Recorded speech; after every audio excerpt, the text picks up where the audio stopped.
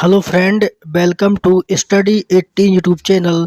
दोस्तों, स्टडी 18 के YouTube channel में आप सभी का स्वागत है। आज के वीडियो में हम पढ़ने वाले कि गुप्तों के बाद भारत की क्या स्थिति थी। हमने इसके पिछले वीडियो में आपको प्राचीन भारत के इतिहास में जो भी गुप्त वंश है उसके बारे में हमने इसके पिछले वीडियो में आपको कंप्लीट पूरी तरह से गुप्त वंश को पढ़ा दिया है।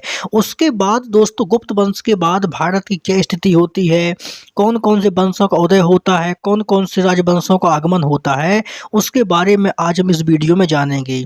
अगर हम दोस्तों बात करें गुप्तों के बाद की भारत की स्थिति की, कि जब यहाँ पर गुप्त वंश का पतन हो जाता है, क्योंकि मैं अगर आपसे बात करूं तो जो गुप्त होते हैं ना, वो दोस्तों एक केंद्रीय शक्ति के रूप में होते। जब तक गुप्त भारत में होते हैं तो गुप्त एक सेंट्रल पावर के रूप में होते हैं, और जैसे ही गुप्तों का पतन होता है तो यहाँ पर भारत में कई छोटे छोटे राजवंशों का उदय होता है। हाँ, तो यहाँ पर जैसे यहाँ पर गुप्त वंश का पतन होता है तो गुप्तों के बाद यहाँ पर बहुत छोटे छोटे कई राजवंशों का उदय होता है, क्योंकि वो पहले गुप्तों के सामंत हुआ करते थे और गुप्तों का प्रत्यक्ष या अप्रत्यक्ष रूप से उनमें अधिकार होता है। लेकिन जैसे ही गुप्त शासक कमजोर पड़ते हैं तो ये जितने भी छोटे छोटे वंश होते हैं ये अपने आप को आज़ाद कर लेते हैं, और वही स्थिति यहाँ पर होती है।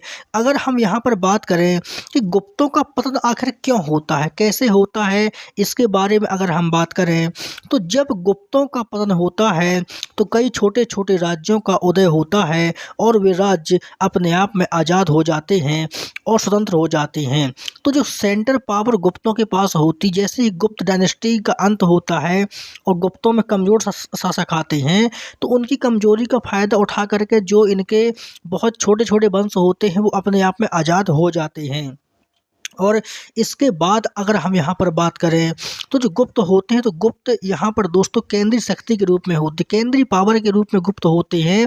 जैसे हमने मौर्य वंश में पढ़ा था कि मौर्य जो होते हैं मौर्य केंद्रीय पावर के रूप में होते हैं, और मौर्यों के नीचे बहुत सारे जो शासक होते हैं वो यहाँ पर राज करते हैं। उसी प्रकार यहाँ पर गुप्त होते, गुप्त भी यहाँ पर सेंट्रल पावर के रूप में होते हैं, और उनके सामने भी जितने छोटे छोटे राज्य हैं वो भी यहाँ पर आप राज करते हैं।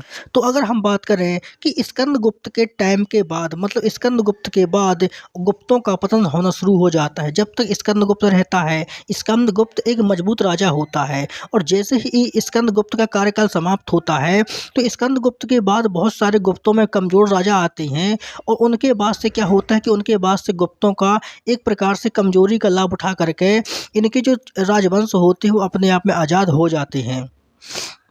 और यहाँ पर अगर हम बात करें कि गुप्तों के अधीन राज्य कौन कौन से होते हैं, यहाँ पर अगर हम दोस्तों बात करें कि गुप्तों के अधीन राज्य कौन कौन से होते हैं और वो राज्य किस प्रकार से आज़ाद हो जाते हैं, अगर हम इसके बारे में बात करें तो जो गुप्त वंश होता है ना, तो गुप्तों के अधीन उस समय का वर्धन वंश होता है, चालुक्य वंश होता है, मौखरी वंश होता है, पल्लव वंश होता है, और मालवा के शासक होते हैं, मैत्रक वंश होता है, और उड़ीसा, कश्मीर और नेपाल पर भी गुप्तों का अधिकार होता है। तो ये उस टाइम के शासक हैं जो यहाँ पर गुप्तों के अधीन होते हैं, और एक प्रकार से गुप्त वंश पर इनका अधिकार होता है और गुप्त वंश के अधीन ये राज्य करते हैं। लेकिन क्या होता है कि जैसे ही यहाँ पर गुप्त जो शासक होते हैं, जैसे गुप्त राजा कमजोर पड़ते हैं, तो जब यहाँ पर गुप्त राजा कमजोर पड़ते हैं तो उनकी कमजोरी का लाभ उठा करके ये जितने भी राज्य चाहे वो यहाँ पर देखो, यहाँ पर दोस्तों गुप्त होते, गुप्त यहाँ पर केंद्रीय पावर के रूप में होते हैं।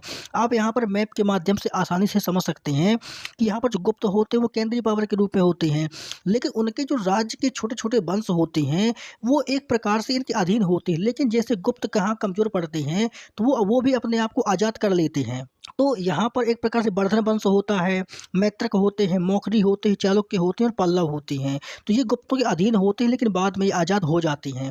अब जब ये आज़ाद हो जाते हैं तो गुप्तों के बाद हमको इन्हीं वंशों के बारे में पढ़ना है। अभी तक हमने गुप्तों के बारे में पढ़ा, लेकिन गुप्तों के बाद जितने भी इनके सामंत राजा जो इनसे आज़ाद हुए हैं अब हम उनके बारे में पढ़ेंगे।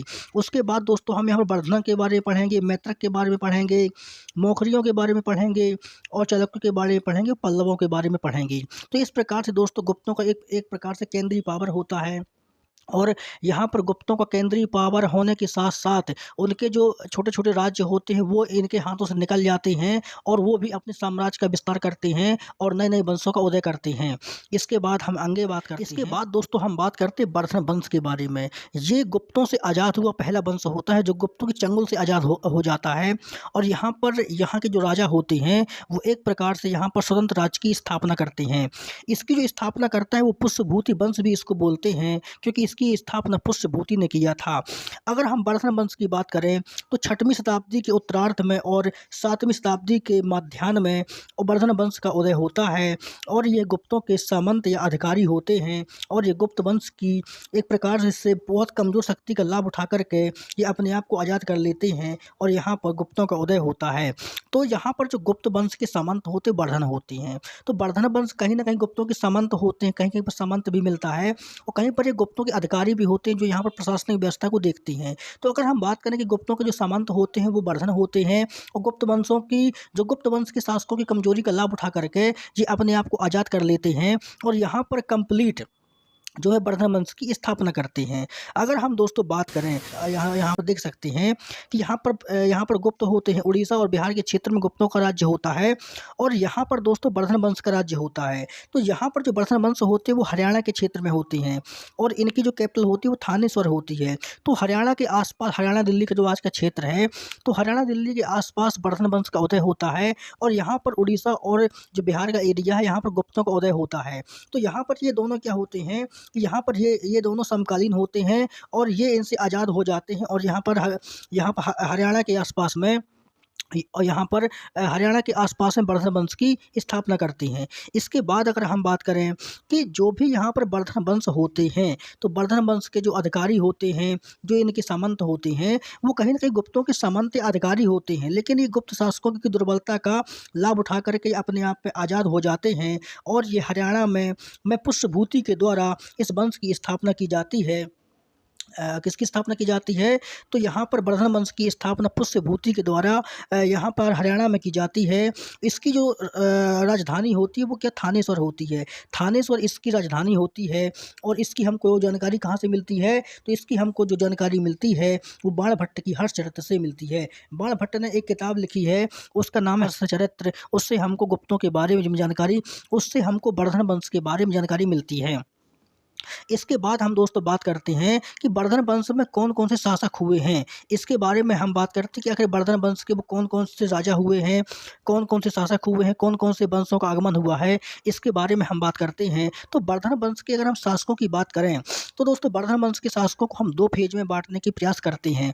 एक होता है दोस्तों यहाँ पर पुष्यभूति और नरवर्धन, राजवर्धन प्रथम और आदित्यवर्धन। लेकिन क्या होता है कि दोस्तों इनके बारे में हमको इतिहास में कहीं भी जानकारी नहीं मिलती है। आखिर वर्धन वंश में तो राजा बहुत सारे हुए हैं लेकिन हमको यहाँ पर इतिहास में इनके बारे में जानकारी नहीं मिलती है, इसीलिए हम इनको नहीं पढ़ेंगे।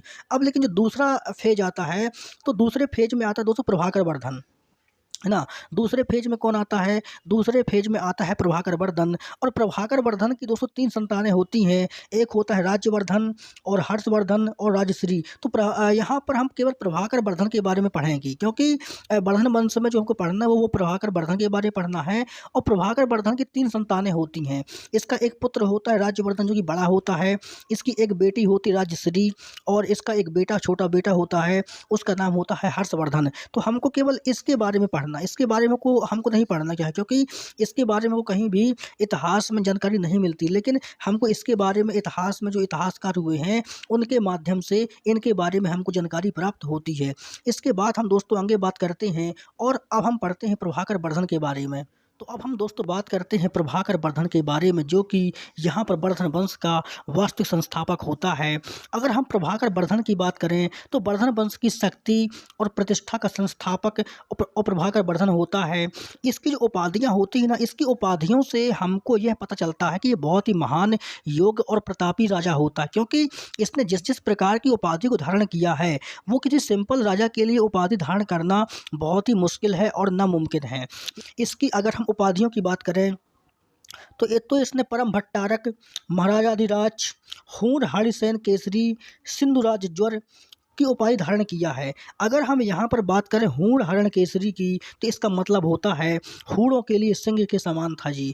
हमने दोस्तों आपसे जब हम गुप्तों के बारे में मैं आपको पढ़ा रहे थे, तो हमने वहाँ पर आपसे बात किया था कि गुप्तों को सबसे ज़्यादा परेशान किसने किया था। विदेशियों में जो आक्रमणकारी होती हैं, सबसे ज़्यादा गुप्तों को परेशान किया था हूणों ने। हूणों के आक्रमण सबसे ज़्यादा गुप्तों के टाइम पर हुए थे, और गुप्त वंश के जो कमज़ोर राजा होते हैं वो हूणों के टाइम पर बिखर जाते हैं। इसीलिए ये एक पहला कारण हो सकता है कि गुप्त वंश का पतन हो जाता है। लेकिन क्या होता है कि जब यहाँ पर प्रभाकर वर्धन आता है, तो प्रभाकर वर्धन ने हूर हरण केसरी की उपाधि को धारण किया था, जिसका मतलब होता है हूणों के लिए सिंह के समान था ये। अगर हम बात करें सिंधु राज ज्वर, तो सिंधु राज ज्वर का मतलब होता है कि सिंधु राज के लिए ज्वर के समान था जी। बताइए कितनी खतरनाक उपाधियां इसने धारण किया है ना। हूणों के लिए सिंह के समान है, और सिंधु राज के लिए ज्वर के समान है। और इसने एक और उपाय धारण किया था, उसका नाम है गुर्जर प्रजागर।